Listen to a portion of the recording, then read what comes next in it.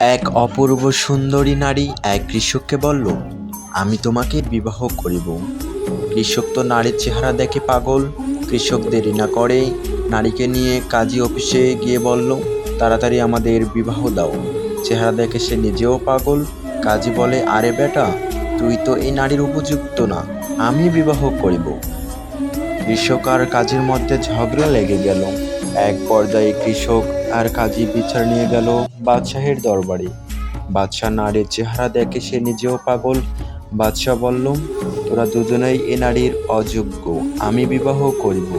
তখন নারীকে বলা হলো, তুমি সিদ্ধান্ত নাও, কাকে বিবাহ করিবে।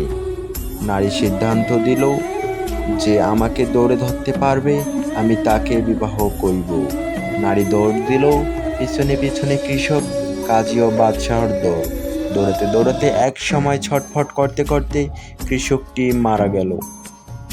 তার কিছু দূর পর দেখা গেল একই অবস্থা, কাজীটাও মারা গেল।